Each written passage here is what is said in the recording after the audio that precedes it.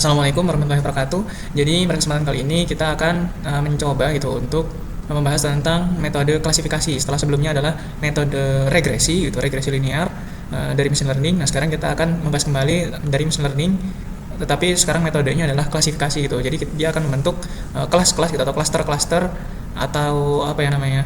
Kumpulan-kumpulan data gitulah berdasarkan dari tren data yang sudah diklasifikasikan oleh ahlinya, seperti itu yang dibentuk dalam data gitu. Nah, misalnya di sini kita punya data bintang. Nah, di sini kita punya data bintang dari web internasional ya gitu, dari penelitian dari bintang gitu, dari observatorium. Nah, di sini itu dia mengkelompokkan dalam bentuk kelas-kelas dari si bintang itu dia itu apa saja gitu berdasarkan dari tingkat luminositasnya dan juga temperaturnya gitu. Dia termasuk bintang O, dia ada bintang B, dia juga ada termasuk bintang A, dan juga dia ada termasuk bintang F, G, K, M, dan ya, M terakhir lah gitu. Dan ini datanya berjumlah sangat banyak sekali gitu, jadi sekitar 350-an. Nah, di sini itu kita tidak mungkin gitu untuk memasukkan semua datanya ini secara manual gitu, karena sangat banyak sekali gitu. Maka dari itu kita perlu memanggil nanti di kode program itu. Nah, seperti ini kita akan panggil si datanya dalam bentuk Excel atau Excel SX. Nah, untuk kita nanti latih gitu secara pola gitu. Jadi ketika dia membaca si data yang sudah kita punya, nah di temperatur sekian dia termasuk dalam kelas O. Nah, dia akan memasukkan ke kelas-kelas tersebut gitu berdasarkan cirinya gitu. Jadi kunci dari klasifikasi itu adalah berdasarkan cirinya dia akan dikelompokkan seperti itu. Setelah seperti itu nanti dia akan membeda-bedakan gitu. Jadi dari data yang acak tadi, nah dia akan mengkelompokkan gitu. Nah, kita membutuhkan data yang seperti ini gitu, karena data-data yang seperti ini itu yang nantinya akan dilatih gitu. Nah, setelah kita masukkan data yang lain, misal di program pengujian, nah maka dia itu bisa langsung gitu menebak gitu, dia termasuk dalam kelas apa, seperti itu. Nah, sini setelah kita run gitu ya, setelah kita run, dia nanti akan memprint data dari kode program terlebih dahulu. Di sini kode programnya itu kita memerlukan pandas, terus kemudian kita membutuhkan modul machine learning, yaitu untuk train dataset. Terus kita juga datanya itu kita jadikan standar skalanya itu kita jadikan standar internasional.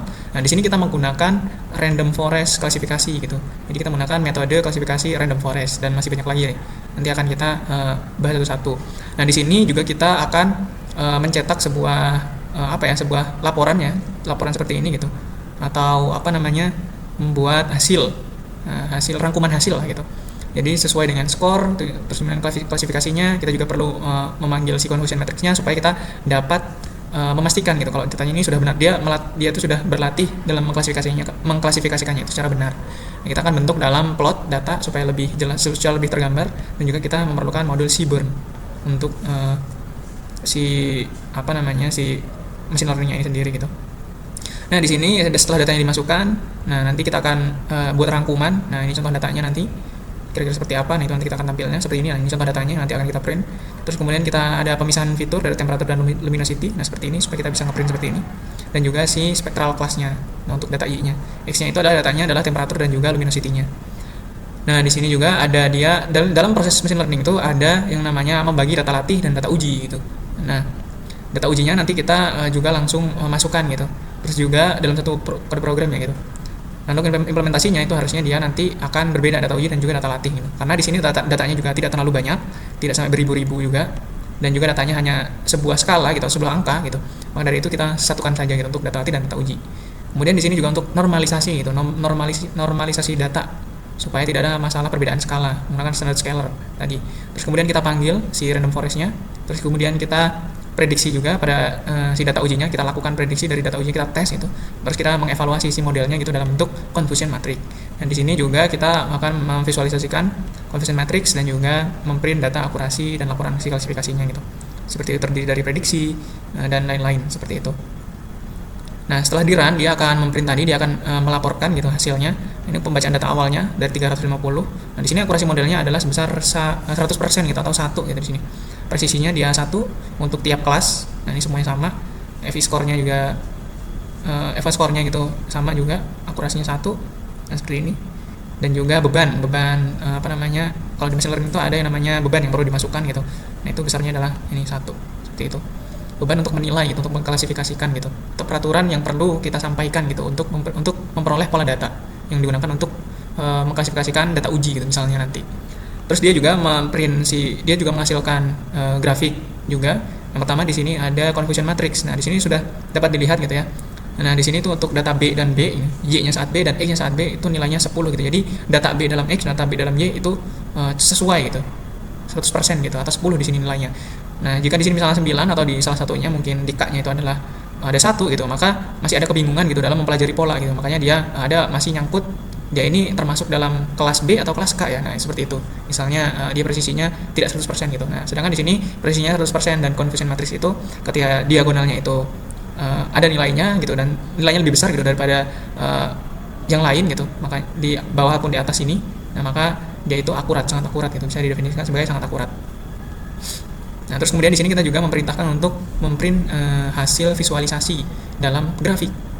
Nah, di sini luminositas dan juga suhu di sini X-nya. Nah, ini dalam luminositas sekitar misalnya 0,4. Nah, dia suhu bintangnya itu berapa gitu, berapa ribu gitu, seperti itu.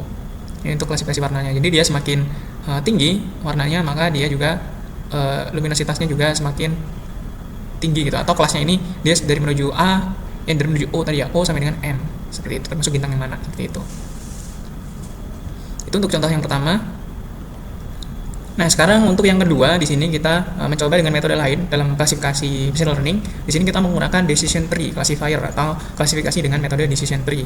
Ini kita nanti akan membaca, misalnya di sini kita contoh yang baru lagi ya, misalnya di sini ada fase material gitu dalam bentuk tabel CSV. Nah, di sini ada data suhu, tekanan, volume dan fase material itu termasuk mana. Nah, ini harus data-data seperti ini harus kita dapatkan dari ahli gitu, dari percobaan seperti itu gitu, dari ilmuwan gitu. Jika suhu 100, tekanannya 1, volumenya 0,01, dia termasuk fase material apa gitu, termasuk fase material padat gitu. Nah, bedanya di sini datanya adalah misalnya yang tadi dia urut dari O sampai M. Nah, sekarang kita coba untuk data yang sedikit acak gitu. Misalnya di sini ada padat, terus kemudian dia menjadi cair, terus tiba-tiba di sini ada padat lagi, terus ada gas lagi, gas dan cair gitu. Ada di sini. Jadi acak gitu. Nah, apakah bisa gitu? Nah, sekarang kita akan coba saja gitu. Di sini kita menggunakan decision tree seperti yang tadi sudah di-mention, masih sama seluruh si library yang digunakan. Library utamanya adalah Sklearn. Nah, di sini itu membaca si datasetnya tadi atau data gitu. Terus kemudian di sini juga memisahkan fitur dari supaya kita pisahkan menjadi dua sumbu X dan Y. Nah, di sini fitur yang perlu kita pisahkan itu apa aja yang perlu kita gunakan. Itu ada fase material dan juga si fase material juga gitu, tapi dia itu bergantung pada seluruhnya gitu, seluruh angka-angka tadi gitu, bukan dimasukkan dalam si fase material atau jenisnya gitu. Terus di sini juga kita masukkan data evaluasi untuk evaluasi gitu, mengevaluasi si data yang akan kita train. Nah, terus kemudian kita perlu membentuk model. Nah, modelnya itu menggunakan decision tree. Kita membuat model. Nah, setelah membuat model, nah kita akan memprediksi data, langsung kita prediksi, langsung kita uji gitu untuk memprediksi dari data-data yang tadi gitu.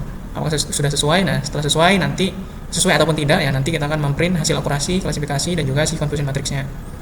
Nah, ini untuk visualisasi confusion matrixnya tadi. Nah, terus juga kita perlu mengatur beberapa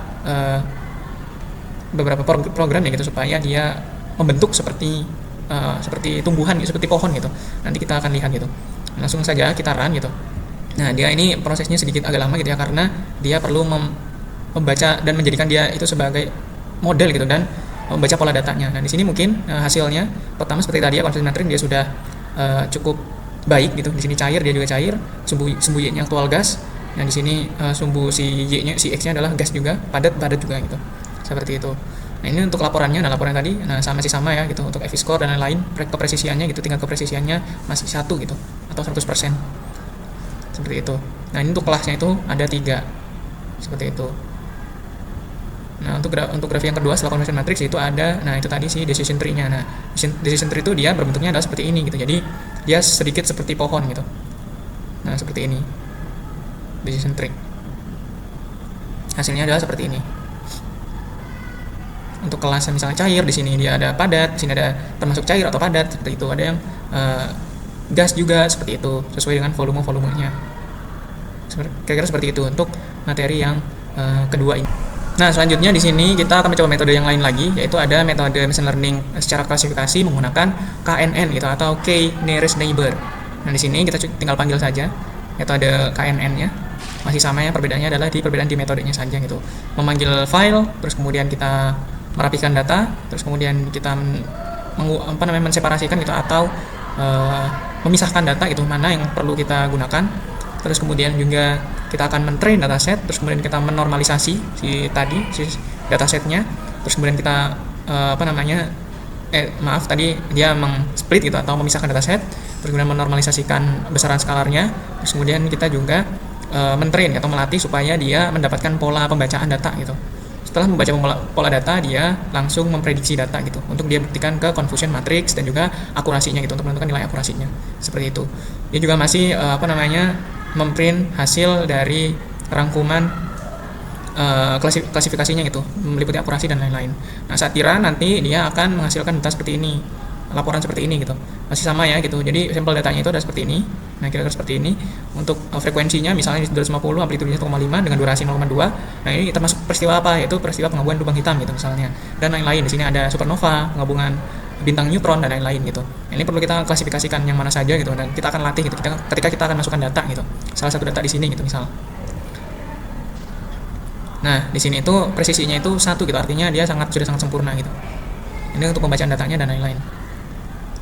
Nah, untuk pertama ya di sini confusion matrixnya ya masih sama gitu. Karena dia 100%, makanya di sini yang lainnya adalah 0, yang lain terus kemudian hasil prediksinya adalah 1 di sini 100%. Di tabel di grafik supernova, dia juga di sumbu Y dan sumbu X dia kompak, dia menebaknya supernova juga. Lubang hitam juga, bintang neutron juga gitu. Sini untuk grafiknya sama yang seperti yang pertama tadi ya, kita mengklasifikasikannya hanya 3 kelas di sini, ada 3 kelas. Kira-kira seperti itu. Untuk kelas pertama misal amplitudenya itu ada di 0,6, sekitar 0,6 atau 0,2 ya di sini tadi ya. Untuk amplitudenya, frekuensinya itu di misal di sini ada di 500 atau 480 ya atau 250 lah gitu. Sini sekitar sini. Nah, seperti itu. Jadi penggabungan warna. Jadi misalnya dia kuning itu adalah besarnya gelombang gitu. Nah, terus kemudian semakin gelap di sini ungu, dia semakin kecil nilainya seperti itu. Selanjutnya untuk machine learning, masih dalam machine learning untuk klasifikasi, selanjutnya di sini ada metode isolation forest. Nah, masih sama ya, perbedaannya cuma dirubah di sini. Ini di metodenya isolation forest, masih panggil tadi datanya, datasetnya. Di sini sekarang kita mencoba untuk menebak mengklasifikasikan juga metodenya dengan cara mengklasifikasikan, tapi dengan metode klasifikasi isolation forest gitu. Nah, di sini itu kita punya data seperti ini ya. Nah, ini labelnya cuma 2, anomali atau dikenali saja gitu. Nah, di sini untuk percobaan percobaan eksperimennya itu untuk menemukan partikel baru misal. Nah, untuk partikel baru itu misal di sini itu datanya adalah misal dikenali itu adalah partikel yang sudah ada, misal anomali adalah partikel yang baru tadi. Nah, seperti itu. Nah, sekarang langsung kita run saja yuk, karena sama saja gitu prosesnya. Prosesnya itu kayak misalnya di sini itu ada memastikan kolom sesuai, terus kemudian menormalisasi lah intinya, menormalisasi, memisahkan fitur, menstandarisasi skalanya, besar skalanya gitu. Terus kemudian melatih dataset dan membuat model. Nah, akhirnya kita mengujinya di prediksi. Terus kemudian kita buat kode program untuk melaporkan hasil prediksi dan hasil latihnya gitu. Nah, langsung kita run saja. Nah, ketika nanti di run, di sini kan dia kelasnya itu ada 2 saja ya. 2 saja gitu, karena kita digunakan untuk menemukan partikel baru. Nah, di sini ketika ada yang anomali. Nah, di sini masih anomali ada. Nah, di sini untuk saat dikenal dia dikenal. Nah, di sini perbedaannya adalah confusion matrixnya dia masih bingung di sini. Ada satu data yang dia itu di antara dikenal ataupun anomali gitu. Makanya di sini dia tulis 1, di sini ada 1. Dia belum bisa memastikan itu apa gitu saat dia memprediksinya gitu. Langsung kita lihat saja di sini. Nah, di sini untuk si grafiknya gitu. Nah, partikelnya itu apa aja gitu. Nah, di sini maka dari itu dia menuliskan presisi dari si anomali itu tidak 100% gitu saat dia memprediksinya gitu. Maka dari itu terus dia merata-ratakan. Nah, merata-rata dari seluruhnya itu seperti ini gitu. Dari hasil semua data itu yang ada yang anomali, semua data itu dilatih ya, data yang tadi itu dilatih dan juga diprediksi semuanya gitu. Nah, tapi ada satu data yang dalam skala di antara anomali atau dikenal gitu, seperti itu. Itu untuk metode isolation forest ya. Nah, isolation forest seperti itu. Berikutnya di sini ada support vector machine. Nah, di sini ada metode yang lebih advance lagi gitu, atau lebih tinggi lagi gitu dari sistem klasifikasi machine learning gitu, dalam machine learning gitu. Nah, di sini kita menggunakan SVM. Nah, di sini perbedaannya ada di sini SVM, kita panggil library-nya dari Scikit-learn juga masih sama. Nah, di sini perbedaannya adalah SVM ini dia bisa membaca data yang sangat banyak juga gitu. Misalnya di sini ada data dari Sky Observer gitu. Nah, di sini kita akan mencoba untuk mengklasifikasikan objek astronomi gitu. Dengan proses yang sama gitu. Dia ada misalkan fitur, normalisasi, mengkonversi dan lain-lain gitu. Dinormalisasi semuanya gitu. Terus kemudian membuat model SVM, terus langsung menguji gitu tiap datanya gitu. Nah, setelah di run kita mendapatkan hasil seperti ini kira-kira. Nah, di sini itu dia akurasi modelnya sebesar 97,95%. Nah, di sini untuk galaksi presisinya itu ada sekitar 99, QSO itu 0,98 dan bintang itu star 0,97 gitu. Ini mungkin objek ya, ini objek di langit gitu ya. Nah, dengan banyak kelas itu sebanyak 2000 ya, sekitar 2000 ya. Yang sekitar gitu semakin banyak gitu. Kelasnya itu 3 ya maksudnya. Kelasnya itu 3 dan dengan data itu yang sangat banyak gitu, mungkin sebanyak hampir ribuan gitu. Nah, di sini perbedaannya adalah seperti di sini itu yang kita lihat dari si confusion matrixnya, dia itu masih memiliki banyak kebingungan di sini tuh. Nah, tapi secara garis besar, kebingungannya ini dapat kita toleransi gitu karena dia akurasinya nilai 97 gitu dari semua kesalahan yang ada di sini. Nah, dia itu akurasinya sebesar 97 gitu. Artinya masih cukup akurat gitu untuk mengklasifikasikan objek astronomi yang ada di langit gitu. Cuman memiliki beberapa kebingungan saja seperti itu di sini. Nah, di sini itu yang penting adalah bukan dia harus 100%, tapi dia harus bisa membaca polanya gitu. Selanjutnya di sini juga ada cross validation akurasi. Nah, di sini itu ada akurasi atau faultnya, grafiknya. Nah, selanjutnya di sini juga ada visualisasi data dengan PCA atau 2D proyeksi gitu. Nah, kira-kira objek di langit itu ketika kita foto gitu, kita masukkan gitu semuanya itu dari sebuah foto gitu. Nah, yang kita deteksi itu ada seperti ini gitu. Secara support vector machine. Seperti itu. Oke, nah di sini selanjutnya dia ada untuk memprediksi massa elektron gitu. Datanya kita dapatkan dari internet juga, dari sebuah penelitian. Nah, dia itu datanya adalah seperti ini, sangat banyak sekali. Nah, seperti ini. Nah, kita akan memprediksi massa elektronnya gitu dari tren datanya. Nah, di sini masih sama itu. Nah, di sini bedanya adalah kita tidak menggunakan SVM, kita menggunakan random forest regressor di sini. Nah, ini setelah kita run masih sama ya, kira-kira prosesnya ada normalisasi data, ada split data dan lain-lain. Nah, seperti itu kira-kira. Dan juga membuat dataset, membuat model maksudnya. Terus kemudian juga membuat prediksi gitu. Nah, dari prediksi tersebut bisa dievaluasi. Nah, seperti yang tadi gitu ya. Nah, di sini ada prediksi. Prediksinya itu jadi prediksi invariasian massa prediksi, terus kemudian juga massa invarian sebenarnya gitu. Kira-kira seperti itu gitu. Jadi saat ada 0, berapa tadi 0, berapa itu berada di 0, berapa gitu jadi prediksinya gitu. Ini grafiknya. Nah, bedanya di sini kita tidak menggunakan FI score dan lain-lain gitu, tapi ya, kita hanya kita menggunakan evaluasi atau laporan itu dari RMSI gitu, atau RMSI atau MAE ataupun MSE gitu, atau root mean square error dan juga root absolute errornya dan juga mean square errornya. Seperti itu. Ini distribusi error prediksinya, kira-kira seperti ini. Semakin banyak ya, sekitar di 0 gitu, karena datanya juga semakin banyak gitu. Nah, kita mendapatkan model itu setelah pengujian itu dengan nilai root mean square errornya itu sekitar masih 9 ya gitu, jadi masih aman. Nah, seperti itu.